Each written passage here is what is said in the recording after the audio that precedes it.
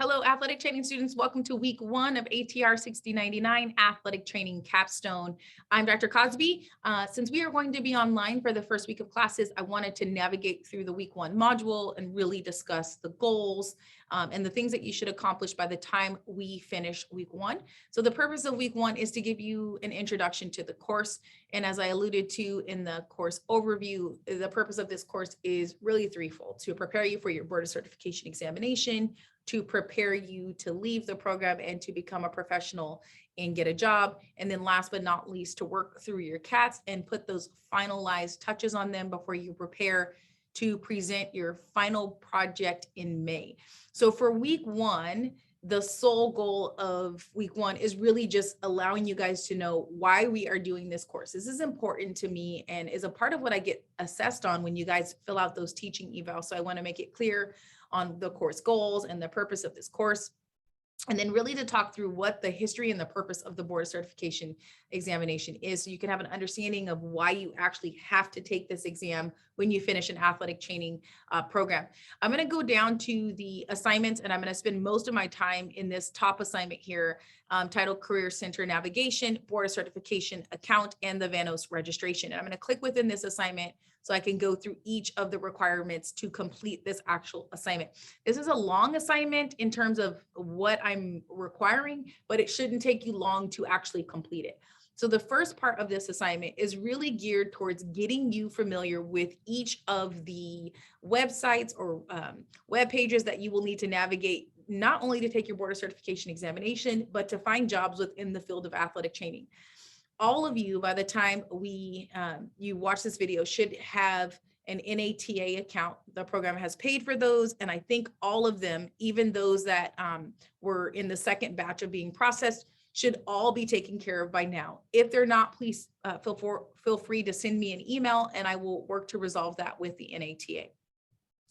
What I want you to do for the first part of this assignment is log into your NATA account, and you're going to actually navigate the Career Center. One of the things about the Career Center on the NATA website is this is the place where most of the coveted Division I or professional jobs and internships will be posted. This is where most people go first because they know that the top tier athletic trainers are going to be in this particular group, the NATA, since we all have to be members.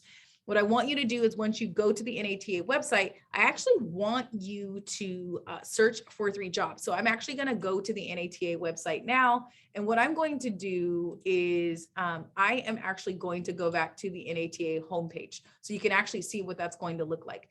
When you're at the NATA homepage, what I really want you to do is to log in first. So you're going to log in with your username and password, the username and password that you created when you set up your account. Once you're logged in, you're going to scroll over onto the Career and Education tab, and you'll see a lot of different things pop up. While I'm here, even though this doesn't apply to you yet, but ultimately when you are submitting your continuing education units, you're going to do that in this area here. But today, what I want to focus on is finding a job. So I'm going to click on that Find Job tab, and then we'll be taken directly to the Career Center. Now, on my screen, this blue button, Find a Job, pops up, but if it doesn't, just scroll down and it should be there. So I'm going to click on that Find a Job button, and I'll be taken to all of the job listings within the actual NATA. So it's going to ask me to sign in because it's been a while and I've been a little idle. But once I sign in, I'll be taken to all of the jobs within the NATA, at least the ones that are listed. And so this may take a second or two, but once you're there, what you're going to see on the left-hand side is every single job that you could possibly find within the United States, right? Or you can search by location. So maybe I'll do San Diego, California, and I'll do a search by location. And what you'll see happen is instead of 256 results, we have 6 results. So right now in San Diego, jobs that are listed within the NATA are going to be on this left-hand side. So, it looks like the Masters University is hiring an athletic trainer. So if I click there, the job description will actually pop up on the right-hand side, and you can see, okay, is this something that I want to do? Do I meet the requirements for this position? And if you do and you want to apply, then you would click this apply now button. And the beauty of this is if you click this job board, you'll be applying within the actual NATA, or you certainly could choose to just email about the job and upload your resume in an email to the search committee chair. My preference though is to do everything within the NATA website. So the first step would be uploading your resume. You'll see in the back screen, they'll ask you to upload your cover letter down here. So I think this is a really efficient way for you guys to look at jobs and find jobs that might be of interest to you. So I'm going to go back to this assignment. The goal of the NATA component is for you guys to identify those 3 jobs that you might be interested in applying to. Then I want you to screenshot those 3 jobs and upload them to the homework assignment. You can do that all in, put all 3 screenshots in one document, or you can upload them individually. It's completely up to you. Just make sure they're in PDF format. I know some of us are Mac users, others are PC users, and sometimes it becomes very difficult to open up different file formats. So if you could save those in a PDF format, that would be great. Once you've found those 3 jobs, I then want you to start thinking through 2 professionals that you want to ask to write a letter of recommendation. Those professionals can be preceptors and or faculty members. And what you're going to do is send them an email and ask them if they're willing to write you a letter of recommendation based on those jobs that you found in the NATA Career Center. One thing that I never assume, I used to, is that you all know how to write a professional email to a healthcare professional. What I've learned over time is that some of you don't even know how to write a professional email to me. So I want to teach you how to write a professional email. And this is the way that it should be worded when you send your emails out to those individuals that you're going to ask to be your letters of recommender. First and foremost, every email starts with a salutation or an introduction. So the first thing you should do is, hello, good morning, Dr. So-and-so. Hello, Dr. So-and-so. Dear Professor So-and-so. You should never start with, hi, I need, right? It's so rude and so pointed. You want to make sure that you are starting an email with some soft opening, right? And then you always want to address that professional by their either highest degree or by their last name, unless they've given you permission to call them by their first name. So examples could be Dr. Cosby, Professor Robinson. If you're unsure of their highest level of degree, it's either Mrs. Cosby or Miss Cosby if you're unsure if they're married, but we always want to use the appropriate salutation. And then after you've started your email with, hello, Dr. Cosby, the next thing you want to do is soften the email a little bit with, I hope this email finds you well since the last time I saw you, something that would connect them to who you are. Keep in mind, as a faculty member, we get lots of requests for letter of recommendation. So sometimes it's not that we forget who you are, but we need a little bit of a reminder. So give us a little bit of a reminder, and then your ask comes next. I was wondering, it's not, I have these job opportunities. Here they are. Can you write me a letter of recommendation? No, you want to give that letter of recommender an option to write that letter for you. And trust me, I say no more than I actually say yes these days, because what I'm learning about recommendations is they go a long way. So I'm not as apt to write a letter of recommendation for every single student that asks me if they haven't proven themselves while they've been in the program. So you want to say, during my time in your program or during my time at your clinical site, you really had an impact on me. And I believe you can speak to my clinical skills or my academic capabilities. And I'm wondering if you'd be willing to write me a letter of recommendation for these 3 positions. And you're going to list those positions. And then what you're going to do is you're going to upload those screenshots that you took. You're going to upload those job descriptions in that email so that person has an opportunity to determine which type of job you're applying for and can also cater their letter of recommendation for each of the specific jobs. In addition to uploading those 3 job descriptions, you should always send with an email when you're asking for letters of recommendation, your resume and cover letter if it's well written. And then you should always end your email with a sincerely, a very respectfully, your last name, first and last name, and your credentials. So that's part 1, right? Seems like a lot, but really, honestly, these are things that are going to help you ultimately in the long run. What I learned over time in the last 2 years is that students actually start applying and interviewing for jobs in about the 2nd week of February. So this is actually getting you guys to start doing this a little bit earlier and to start thinking about the job landscape and what it is that you want to do and which area you want to work in the field of athletic training. Part 2 of this assignment is actually going to have you creating your board of certification examination account. This is the account for which you will use to register for the actual exam. So this step is extremely important and should not be skipped. So let's go on over to the board of certification website. And if you you haven't created your account yet, so you're going to come to a page that looks like this, right? You're going to go to the bocatc.org website, and you're going to click on this candidates button. And when you click on this candidates button, you're going to see steps to becoming certified. Don't click there. What I want you to do is click on create a profile. When you click on that create a profile, you're going to scroll down and you'll see this, I don't know, orange coral looking button, and it's going to ask you to create your BOC profile. And what I'm going to do is walk you through this only because I want you to do it right. So I'm not going to log in as myself, but I'm going to click on new customer or click here, and this is what you want to do. When you do this, you're going to start typing in your name. And some of this information is going to be fictitious because the reality is I already have an account with the BOC.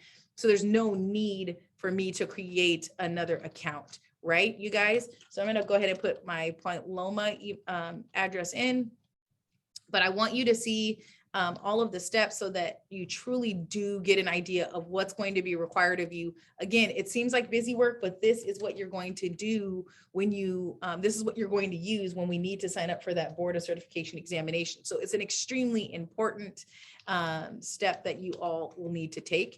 It may take some time. Please make sure for this, you're using your Point Loma email and password, again, just to be consistent, if that makes sense, right? Just to be consistent so you don't have to deal with the stressors of forgetting that, that email and password.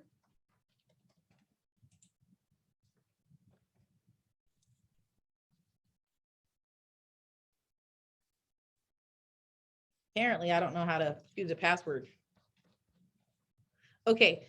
So I give my consent to collect, retain, and use my customer data in accordance with the BOC's policy. If you do not check this, then you can't register. Reason for registration, your reason is going to be, I am interested in taking the BOC exam. You're going to put your birth date, and I'm gonna put a fictitious one in there so you guys don't know my birthday. So we'll go with 1988. Why not tax day?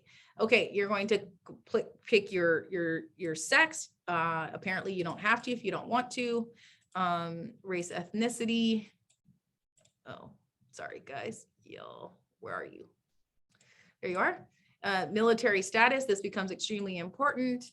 Do you have a disability or history of a record of having a disability? I do not. And then you're going to put in your NATA BOC membership number. So you'll need that on hand. So the question becomes, what's your primary professional setting? You will put student because that's what you are right now.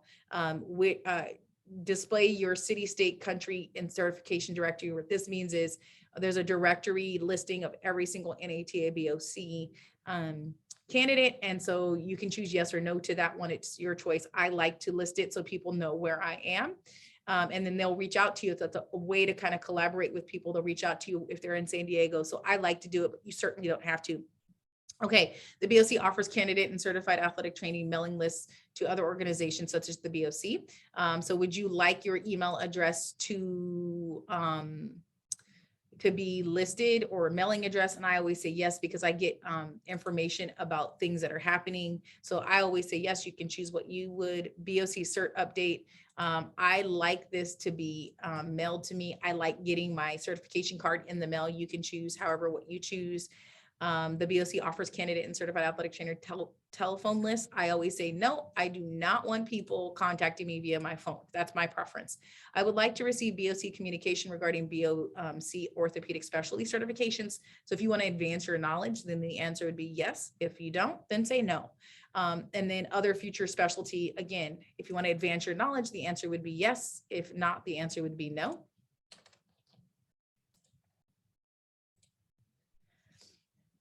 All right. We already have another customer on file who shares your most common information. So I mean, here's the thing. I don't want to create a new account. but you're going to walk through the steps of this process. So I'm going to stop here only because I do not want it to create another account for me, but I think you guys are capable of walking through steps. The biggest component in when you set up your BOC account is it's going to ask you for your program. So you obviously should know you should choose Point Loma Nazarene University, and you want to make sure you're choosing the master's program and not the bachelor's program. That goes for my 3+ tours as well. Last but not least, the third component of this is setting up your Van Oost account. Your Van Oost book or textbook is what we're going to be using to do the majority of our BOC prep. And that's why you have to buy a brand new version of this book, because when you set up your Van Oost account online, it's going to ask you for a book code. So here we go. I'm going to put in an email address and hope I haven't used this one yet. I click continue. And when you click continue, you'll be taken to another page. And that other page is going to ask you for that book access code. So this is located in the front cover flap of your book. So open that hard cover or soft cover and look on the inside, and you should see something that looks like a lottery ticket that will need to be scratched off. Go ahead and put that access code in here. Put your first and last name in, your degree if you have one, all of this information, and your password. And remember, I would use my Point Loma email and password, so that way it's just consistent. And once you do that, what will happen is, and I'm going to log out as me, and I'll show you what the login page is. You're going to log in, and once you log in, all the fun begins. And I'm not sure if you guys are getting excited, but you should be, because these are all of the things that we're going to use to test your knowledge base, and then also to prepare for the Board of Certification examination. And we will be doing this online. In other words, because your exam is online and on a computer, then I want to test you the way that you're going to be tested. So we're going to be spending a lot of time on the computer, unfortunately, but that is the way the exam is, and that's the format. So I want to make sure I'm preparing you adequately as well. So you're going to screenshot this page right here. This page will say, welcome, Nicole, welcome, Abner, right? And so you're going to screenshot this, because if you have that welcome with your name, then I know that you created your account successfully. So lots of screenshots for me to confirm that, in fact, you have done everything that I've asked you to do. This assignment is worth 75 points. So it makes sense. There are 3 components. Each component is worth 25 points each, which means if you leave one of those components out, then you automatically get a B for this particular assignment. So you can see it's heavily weighted, and that's very intentional, because I want to make sure all of these accounts are set up so we are ready to rock and roll when we get to week number 2, which is all about BOC examination, which is all about understanding the format and the layout, and then testing in class as well. Anyways, I was looking forward to seeing you all in week number 1, but I think this will suffice as we prepare for week number 2. Hope you guys are staying safe, and happy holidays.